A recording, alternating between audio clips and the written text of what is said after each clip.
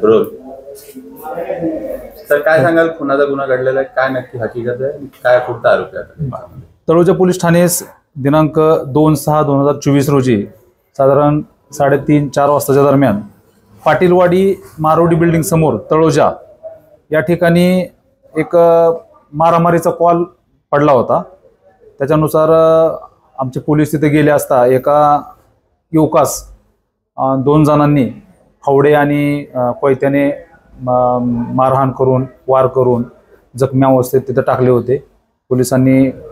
पोलिसांच्या व तिथल्या आजूबाजूच्या लोकांच्या सहाय्याने त्याला हॉस्पिटलला पाठवलं, परंतु डॉक्टरांनी त्याला मयत घोषित केलं।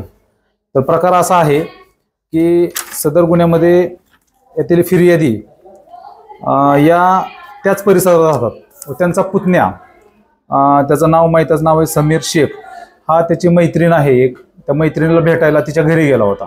घरी गेल्यानंतर 2 जण मित्र आणि तो मयत जो आहे तो एका रूममध्ये आतमध्ये असताना अचानक त्या मुलीचा भाऊ आणि वडील त्या ठिकाणी आले। तर तो दरवाजा आतून बंद होता, म्हणून त्यांनी आवाज दिला तर त्या दरवाजा उघडला नाही। म्हणून ह्यानं काय करत दरवाजा तोडला आणि आतमध्ये गेला तर तो जो मयत मुलगा आहे त्या मैत्रिणीचा फ्रेंड, त्या मुलगा आतमध्ये सापडलो। त्यांनी काय केलं, तिथे रागाच्या ह्याच्यात फावडा आणि कोयत्याने त्याच्या डोक्यात, अंगावर, पाठीवर सगळीकडे वार केले आणि त्याच्यामध्ये त्या युवकाचा मृत्यू झालेला आहे।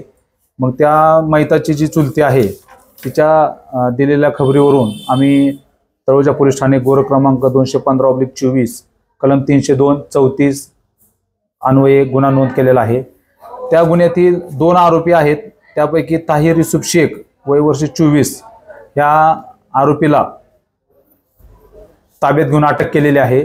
तर त्याचे अजून एक दुसरा आरोपी, त्या म्हणजे आरोपीचा वडील, तो सध्या फरार आहे।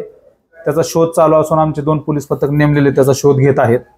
आरोपीस अटक करून रिमांड कामी न्यायालयात हजर केलं होतं। न्यायालयाने त्याला 4 दिवसाची पोलीस कोठडी दिलेली आहे। सदर गुन्ह्याचा अधिक तपास चालू आहे।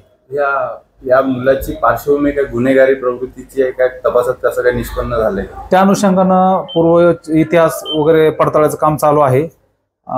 आज उद्या आम्ही त्या संदर्भात अधिक तपास करत आहोत।